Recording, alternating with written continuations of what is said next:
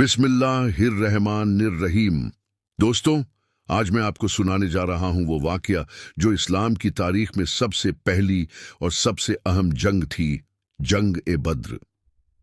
यह कहानी आप सुन रहे हैं दिल से कहानी चैनल पर, जहां हम वो दास्तानें सुनाते हैं जो ईमान को ताज़ा कर देती है और दिल को अल्लाह ताला की तरफ मोड़ देती है।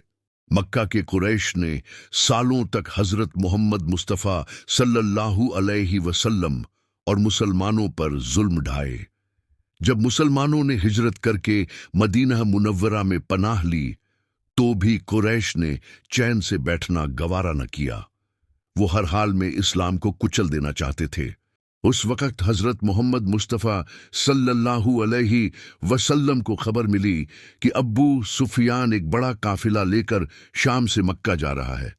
मुसलमानों का मकसद काफिले को रोकना नहीं था, बल्कि कुरैश को यह एहसास दिलाना था कि अब मुसलमान भी ताकतवर हैं और आसानी से दबाए नहीं जा सकते।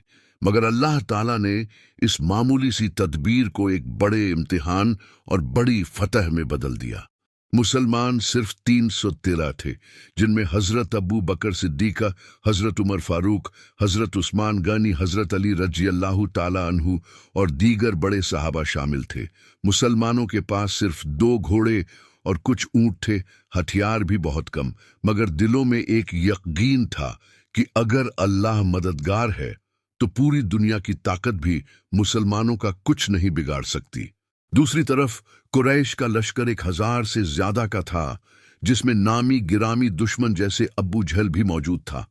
उनके पास घोड़े भी बहुत थे, हथियार भी और घमंड भी।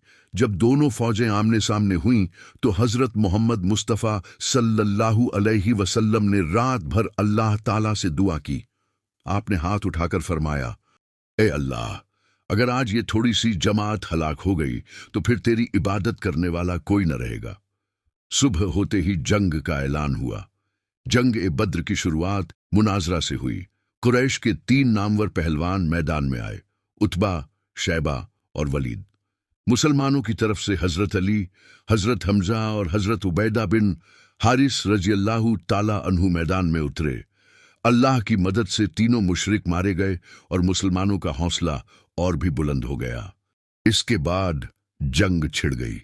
तादाद में कम होने के बावजूद मुसलमान पूरे जोश और खरोश से लड़े। इसी वक्त अल्लाह ताला ने फरिश्तों को नाजिल फरमाया। कुरान में आता है कि मैं 1000 फरिश्तों से तुम्हारी मदद करूंगा।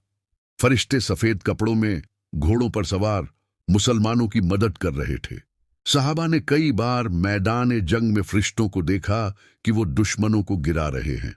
जंग के दौरान अब्बू जहल, जो मुसलमानों का सबसे बड़ा दुश्मन था, अल्लाह के अजाब से मारा गया।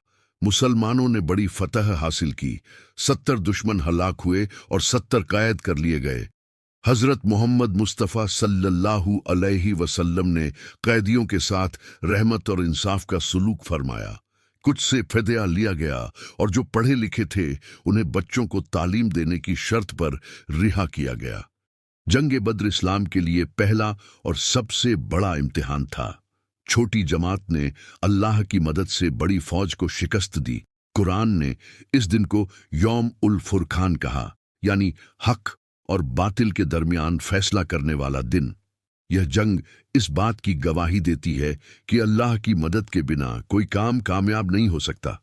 मुसलमानों की कमजोरी ताकत में बदल गई और दुश्मनों की घमंड वाली ताकत मिट्टी में मिल गई। दोस्तों, यही है जंग-ए-बद्र का वो वाकया जिसने इस्लाम की बुनियाद को मजबूती बख्शी।